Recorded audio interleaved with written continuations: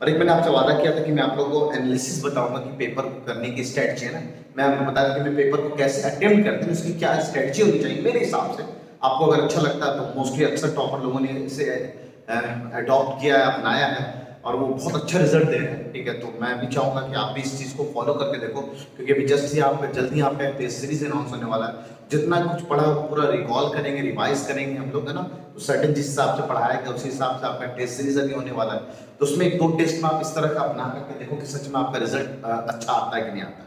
ठीक है, तो सर आप पेपर को अटेम्प्ट करने का जो स्ट्रेटजी है उसका मैंने नाम दिया है 2 to 3 अटेम्प्ट ना, 2 to 3 अटेम्प्ट। पेपर को हम 2 घंटे के अंदर ना, 2 घंटे का टाइम मिलता है ना, 10 से 12 का टाइम ऑलरेडी आपका आ चुका है ना, नया नोटिस के हिसाब से 1 नवंबर का आपका पेपर होने वाला है। 10 से 12 में यानी वी हैव 120 मिनट्स। 120 मिनट्स के लिए हमें 100 क्वेश्चन मिल रहा है। उस 100 क्वेश्चन को हम 2 से 3 अटेम्प्ट में करने की कोशिश करेंगे। पूरे पेपर को 2 से 3 अटेम्प्ट करने की कोशिश करेंगे। सर क्या मजाक कर रहे हो, एक बार तो अटेम्प्ट ही ना होता है। आप कह रहे हो कि पूरा पेपर को 2-3 बार अटेम्प्ट करेंगे, मतलब बिल्कुल एक स्ट्रेटजी से आप चलेंगे, आपका स्कोर भी अच्छा आएगा और आप गिवन टाइम में कर भी पाएंगे। देखिए कैसे। तो अगर आप ऐसा सोच रहे हैं पहला कि 120 मिनट आपको पूरा मिल रहा है, तो पहले दिमाग से निकाल दीजिएगा आपको 120 मिनट पूरा मिलने वाला है। ठीक है, क्या होगा कि बीच में जब आप जैसे आपको बोलेगा कि भाई पेपर शुरू करें, ठीक है, वैसे अगर आपका एग्जामिनर बहुत अच्छा होगा तो 15 मिनट आपको स्पेशली मिलता है OMR को फिल करने के लिए। लेकिन एक बार मेरे साथ भी ऐसा हुआ है कि जैसे टाइम शुरू हुआ तब उन्होंने मुझसे OMR भरवाया था। ठीक है, तो ऐसा भी हो सकता है, डिपेंड करता है। वैसे अगर आपके साथ ऐसा इन्विजिलेटर कर रहा है, आप आधा घंटा पहले पहुंचते हैं टेस्ट सेंटर में, क्लासरूम में 15-20 मिनट पहले पहुंच जाते हैं, वो इसलिए पहुंचते हैं तो आपको OMR मिले, आप OMR को बहुत अच्छे से फिल करो। OMR को फिल करने के लिए खासकर जो डिटेल्स है, डिटेल्स आप गलत ना फिल करो। तो उसी के लिए मैंने अपने बूस्टर में, आपको देखा होगा कि मैंने अपने बूस्टर में लास्ट में 4-5 सैंपल OMR डाल रखा है। वो सेम OMR है जो आपको उस दिन मिलेगा, उसी का सेम कॉपी वर्जन है वहां पे। तो आपका जो हॉल टिकट पे आ जाएगा 10-15 दिन पहले, तो उसको आप 1-2 बार प्रैक्टिस, 2-3 बार मैं तो कह रहा हूँ 5-6 बार प्रैक्टिस करके देख लो कि वो गलती आप उधर ना करना, है ना। तो नाम को फिल करने के बाद जैसे आपको मेरा नाम इस नवाब है ना, तो नवाब, फिर स्पेस रखते हैं, सब कैपिटल में लिखते हैं, फिर इस पे एक सिंगल स्पेस देंगे, then we have Saqib, then space Ibrahim, है ना। इस तरह से आपको फिल करना होता है नेम। उसके बाद एप्लीकेशन आईडी आएगा, खासकर जो डिटेल्स हैं उसको बहुत, हमारी एप्लीकेशन आईडी 37694770 ऐसे करके दे रखा है। तो यहाँ पे आपके 10 बबल होते हैं ना, 0 से लेकर 1 से लेकर ऐसे करके 9 तक, इस तरह से आपके पूरा बबल्स होंगे। तो मैं क्या करता हूँ कि बबल्स को हम फिल नहीं करते, पहले पेंसिल लेते हैं, पेंसिल से पहले यहाँ पे 3 है तो 3 पे हल्का सा मार्क कर लेते हैं, 7 है तो 7 पे मार्क कर लेते हैं, 6 है तो 6 पे मार्क कर लेते हैं, 9 है तो 9 पे मार्क कर लेते हैं। उसके बाद फिर से मिलाता हूँ 3, हाँ एकदम सही जगह 3 पे फिल हुआ है, अब इसको डार्क कर लेता हूँ और आराम से 15 मिनट पूरा मिलता है स्टार्टिंग डिटेल को भरने में। 2015 या 16 में ऐसा हुआ था, करीबन 40,000 बच्चे बैठे थे, उसमें से 1500 करीब बच्चे ऐसे थे जिनकी ये डिटेल्स गलत फिल हो गए थे। तो एमयू की बड़ी मेहरबानी माने वो लोग कि एमयू ने उनको मैनुअली चेक कर दिया, सारा कुछ कंप्यूटराइज होता है, कंप्यूटर से चेक होके आपका रिजल्ट ही क्लियर होता है। तो अगर आपने यहाँ डिटेल्स गलत फिल कर दिया तब तो गए आप। ठीक है, OMR में कोई भी साइड में रफ वर्क वगैरह मत करना, यहाँ पे ऐसे करके ना ऐसे डार्क शेड बने होते हैं, तो बहुत सारे बच्चे पता नहीं क्या टाइम पास कर रहे होते हैं, इसको भी कलर कर देते हैं। तो ये सब कोडिंग होती है अपनी, सब कोडिंग ब्रेक हो जाता है। ठीक है, तो OMR से कोई छेड़छाड़ नहीं करने का। कुछ लोग व्हाइटनर वगैरह चला देते हैं, ये भी सब काम नहीं करने का। आपको आराम से फिल कर, इसमें बहुत गलती कम होने के चांसेस होते हैं जो मैं काम कर रहा हूँ। जैसे मान लीजिए 0 फिल करना तो 0 पर हल्का सा डार्क कर दिया, उसके बाद सेकंड बार उसको फिर से चेक करेंगे क्या ये 0 है, हाँ एकदम 0 है, और इसको जरूर एक बार मिलाना अपने हॉल टिकट से, क्योंकि आपका जो एग्जामिनर आएगा इन्विजिलेटर वो एक बार इस चीज को जरूर क्रॉस वेरीफाई करता है। ठीक है, इसलिए आप ऐसी गलतियां ना करेंगे और OMR को फिल करने में जो डिटेल्स है उसको बहुत अच्छे से फिल करेंगे। तो इसके लिए तो आपको एडिशनल टाइम मिलेगा। आप जैसे टाइम शुरू होगा, सीलिंग पेपर का खोलेंगे, आप पेपर को करना शुरू करेंगे। आप जैसे पेपर थोड़ा देर करेंगे, फिर इन्विजिलेटर आपके पास आएगा, बेटा जरा थंब इंप्रेशन दो, बेटा जरा साइन करो। तो उसमें आप पेपर कर भी रहे हो तो आपको रोक के आपको बड़े आराम से 1 मिनट तो ले देगा आपको। ठीक है, फिर भाई साहब अंकल एक आएंगे बीच में, फोटोग्राफी वाले अंकल, वो फोटो खींचेंगे आपका। थोड़ा सा सिक्योरिटी बढ़ा दी गई है ना, क्योंकि पहले बहुत सारे ऐसे केसेस हुए कि किसी और की जगह पर कोई और बंदा बैठ के पेपर दे दिया था, तो वो सिक्योरिटी को बढ़ा देगा। उसके बाद एक बार वीडियो कैमरा वाले भी अंकल आएंगे जो आपका पूरा वीडियोग्राफी बनाएंगे। पता नहीं अब कोरोना काल में ऐसा चलेगा कि नहीं चलेगा, लेकिन ये इनकी स्ट्रैटेजी है। तो करीबन 4-5 मिनट तो आपका इसी सब चीज़ों में बर्बाद हो जाता है। क्योंकि आप मेंटली पेपर दे रहे हैं तो आपको बीच में डिस्टर्ब करने वाला कोई नहीं होना चाहिए। 120 मिनट आपको पूरा मिलना चाहिए। तो इनडायरेक्टली आपके पास 120 मिनट है ही नहीं, आपके पास करीबन 115 मिनट मिल रहा है। अच्छा, उसमें भी 5 मिनट तो कम से कम OMR को भरने के लिए तो रखोगे ना भाई। हाँ भाई, क्योंकि पूरा सिलेक्शन आपने पेपर में क्या सही पे 100 के 100 सवाल सही आपने पेपर में मार्क कर रखे क्वेश्चन बुकलेट में, लेकिन OMR में आपने 100 के 100 गलत भरे तो आपका जीरो क्या नेगेटिव में चले जाएंगे मार्क्स, माइनस में 25। सही है। तो मेन तो है कि आपको OMR सही से फिल होना चाहिए। ठीक है, अब सुनेंगे आप बहुत सारे बच्चे, अब आपके पास 5 मिनट तो 110 मिनट है आपको 100 सवाल करने के। ठीक है, तो आप 2 to 3 अटेम्प्ट को कैसे फॉलो करोगे? पेपर को खोला, पेपर में MU ने अक्सर ऐसा किया है, जैसे अगर साइंस का सवाल शुरू है 1 से लेकर 50 तक साइंस का सवाल, फिर मैथ अगर आया तो फिर 51 से लेकर 80 तक मैथ का सवाल, 30 सवाल मैथ होंगे, फिर 10 जीके 10 इंडो, कभी रैंडम मिक्स सवाल नहीं आया। बस 2015 में जब पूरा का पूरा पेपर एनसीईआरटी से एक्जैक्टली कॉपीड होकर आया था, तो उस साल उन्होंने मिक्सिंग किया था। ऐसा नहीं कि साइंस का 10 सवाल उठाया तो फिर 10 सवाल मैथ का, फिर वो 10 सवाल जीके का, इस तरह से मिक्सिंग किया था। लास्ट 10 सालों में बस एक ही बार उन्होंने इतनी चालाकी की है, बाकी हर बार ऐसा हुआ है कि फिक्स है कि आपको ना अगर साइंस का सवाल चल रहा है, साइंस में भी फिक्स, फिजिक्स के सवाल आए 17 सवाल आ गए, फिर वो केमिस्ट्री के 17 सवाल आए, फिर वो बायो के सवाल 16 सवाल आए। तो एकदम सिस्टमेटिक ऑर्डर होता है। तो मैं कह रहा हूं कि सबसे पहले अटेम्प्ट क्या करोगे आप physics, chemistry, math, GK, Indo में?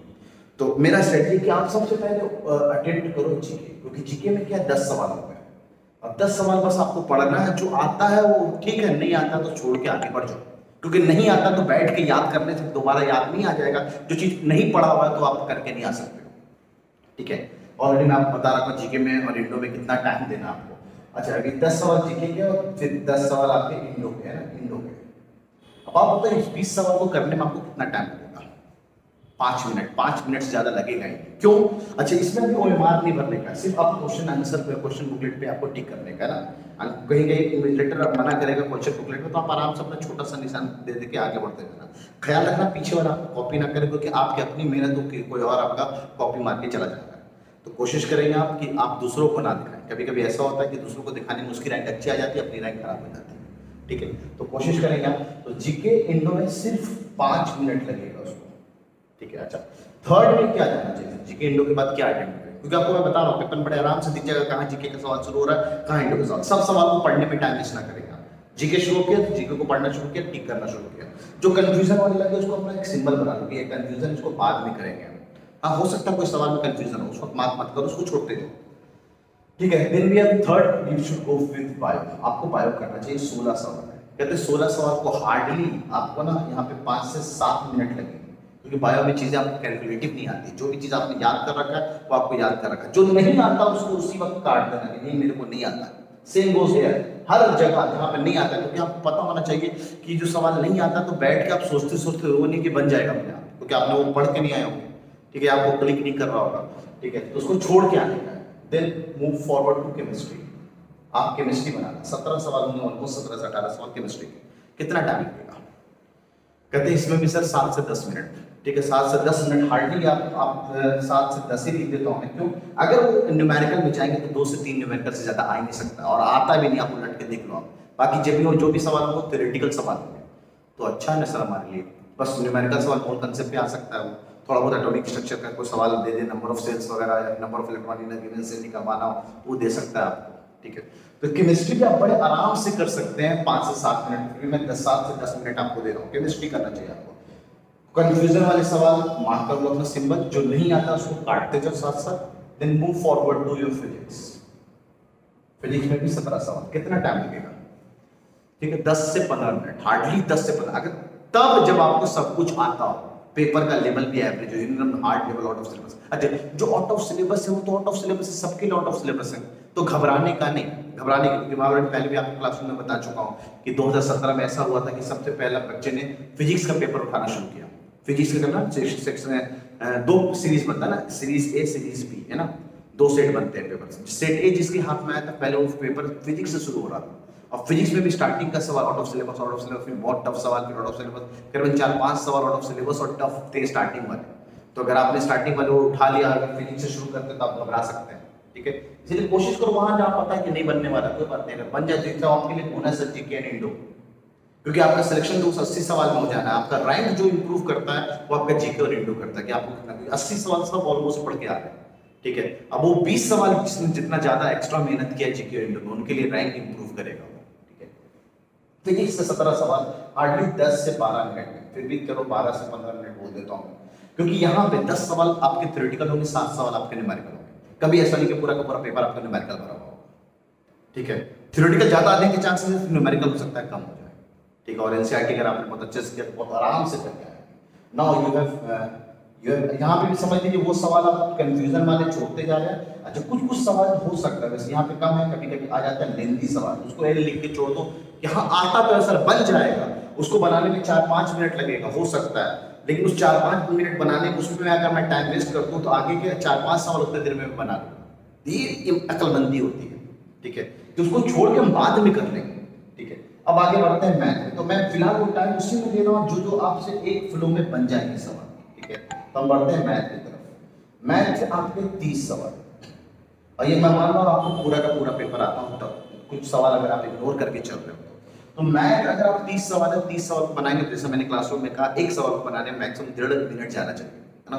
तो 1.5 मिनट के हिसाब से 45 मिनट लगेंगे, 45 to 50 मिनट मान लेते हैं। ये तब जब जो आसान वाले सवाल है तो नेक्स्ट लेवल में जो सवाल लेंदी मैथ में आएंगे, बिल्कुल लेंदी सवाल लेंदी, जो नहीं आता उसको काटते जाओ, जो कंफ्यूजन वाला है उसका कंफ्यूजन बनाते जाओ, ठीक है। इस तरह से आप पेपर बनाते जाओ। तो उस हिसाब से अगर आप देखो, ये this is our first attempt, paper को आपने पहला अटेम्प्ट दिया है, ठीक है। और फर्स्ट अटेम्प्ट में 5, 10, 15 और ये इसको 20 मान लेते हैं ना, 30 है ना, 15 दिस वी हैव 20 और 10 30 मिनट, और 30 और 30 60 और 15 दिस वी हैव 75 मिनट, और इधर मैं जोड़ लूं तो करीबन 85 मिनट, है ना। तो आप ये समझ लीजिए कि 90 मिनट के अप्रॉक्स या फिर 75 to 80 है ना, अप्रॉक्स 80 मिनट्स में आप पेपर का फर्स्ट अटेम्प्ट देंगे। अब क्या, अब आपको सबसे पहले ओएमआर, क्योंकि ओएमआर अक्सर बच्चे सबसे लास्ट में करते हैं, वो बहुत गलत करते हैं। ओएमआर सबसे लास्ट में करने में ना कहते हैं जल्दीबाजी काम, जैसे टीचर बोलता है last 10 minutes left, now you should fill your OMR, क्योंकि ओएमआर एकदम टाइम नहीं देगा आपको, 1 मिनट भी 1 सेकंड भी एक्स्ट्रा नहीं देगा। जैसे वो लाइन से कलेक्ट करना शुरू किया, आपके पास पहुंचा, वो खींच लेगा आपसे ओएमआर। तो ओएमआर को फिल करने के लिए एकदम नहीं देगा टाइम। ऐसे कितने सारे एग्जाम्पल मैंने देखे हुए हैं, बच्चों ने गलतियां की कि सर ओएमआर नहीं कर पाया। तो ये गलती आप ना करेंगे, उससे बचने के लिए सबसे बेस्ट कि ओएमआर को फर्स्ट अटेम्प्ट करो। जो इसमें क्या है, इजी एंड मीडियम कोई क्वेश्चन सारे बन जाते हैं। तो इस फ्लो में कम से कम ना तो नॉर्मल बंदा 65 से 70 सवाल कर लेता है, और ये वो होते हैं जो एकदम कॉन्फिडेंट होता है, उसको आता है, इतने में उसका सिलेक्शन हो गया। क्योंकि आप लास्ट ईयर का कट ऑफ उठा के देख लो, इतने में उसका सिलेक्शन हो गया, अगर उसने ऑलमोस्ट उसकी एक्यूरेसी अच्छी है तो, ठीक है। अब इसमें क्या होता है, और गलती होता है लास्ट टाइम में, जब आप ओएमआर कर रहे होते हैं कि लास्ट में 10 मिनट में चलो ओएमआर कर लेते हैं, और एक आपको कंफ्यूजन भी चला, वो सवाल करना भी बाकी रह गया, तो वो सबसे भी आप बच जाएंगे। अब इसमें क्या सवाल रैंडम बने हुए आपके, तो जो अब लास्ट में जल्दीबाजी में क्या होता है, कुछ आप नंबरिंग नहीं देखते, पहला देखा 1 का बी, 2 का सी, उसके बाद 2, 3 नहीं देखते, आप direct B C D A ऐसे फिल करना शुरू कर देते हैं। अब उसमें एक भी सवाल छूट गया हो और ऊपर नीचे हो गया तो पूरा का पूरा आपका ओएमआर चला जाएगा, मतलब उस पेज का तो चला ही जाएगा, क्योंकि अगले पेज में जब जाएंगे तो कुछ लोग तो नंबरिंग नहीं देखते हैं, वो डायरेक्शन हो जाते हैं फिर से। तो मैं ऐसा सजेस्ट करूंगा कि अटेम्प्ट करो, नंबर रैंडम सवाल है, कुछ बीच में छूटे हुए सवाल है, तो जरूर नंबर देख देख के आप फिल करोगे, और फिल ऐसे मत करना डायरेक्ट आर, हमेशा मार्क करके फिलहाल दिस, क्योंकि लास्ट के लिए मैं टाइम बचाऊंगा आपके, ठीक है।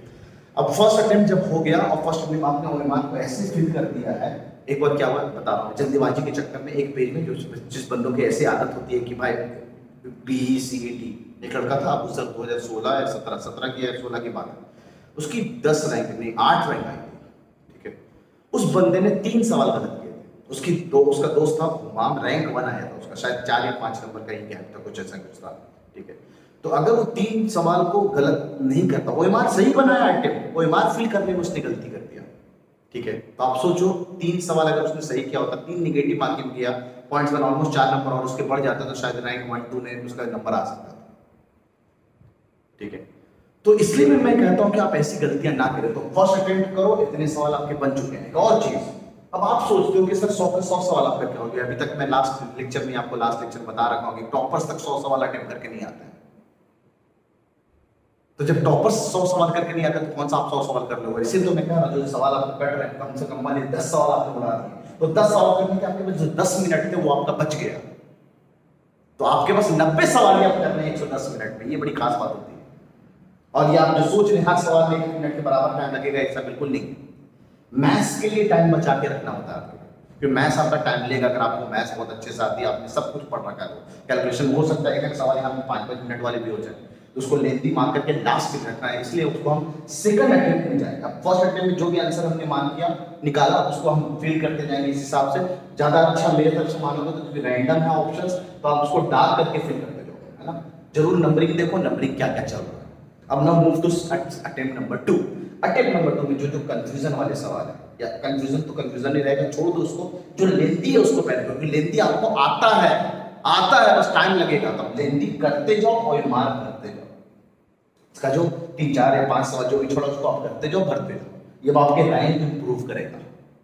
और उसके बाद जो कंफ्यूजन वाला टाइम बचा हुआ आपके पास, बैठ के जितना टाइम कंफ्यूजन को रिकॉल करते जाओ, जो भी तरह चला किया है या फिर प्रूफ करना है, जो भी चीज जिस तरह से आप रिकॉल कर सकते हो रिकॉल करते जाओ। कंफ्यूजन वाले सवाल इसीलिए अटेम्प्ट नंबर 2 to 3 कुछ लोग कंफ्यूजन और लेंथी एक साथ लेके चलते हैं, कुछ लोग पहले लेंथी ले लिया उसके बाद कंफ्यूजन वाले सवाल लेके चलते हैं।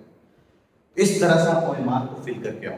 अच्छा, आपको ओएमआर के साथ साथ आपका कार्बन कॉपी भी मिलता है, मतलब एक पीछे कार्बन कॉपी रहेगा, जो भी आप फिल करके आएंगे सेम चीज आपको एक कॉपी के फॉर्म में मिल जाता है। तो आने के 1-2 घंटे बाद हम लोग आंसर की वगैरह निकाल देते हैं, तो उस कार्बन कॉपी को बहुत अच्छे से संभाल के रखेंगे, क्योंकि अक्सर बच्चे फिर बोलते हैं सर मेरे को ना तो हॉल टिकट मिल रहा है ना ही वो कार्बन कॉपी मिल रहा है, क्योंकि कार्बन कॉपी में आपका जो एक्नॉलेजमेंट नंबर वगैरह होता है सब उसमें लिखा हुआ रहता है, तो आपको अपना रैंक वैंक देखने में आपको आसानी हो जाती है। सही है, तो वो सब ना बच्चे पता नहीं सर रिजल्ट देख ही नहीं पा रहे सर, हमारे पास ना तो हॉल टिकट है और ना ही हमारे पास एक्नॉलेजमेंट है।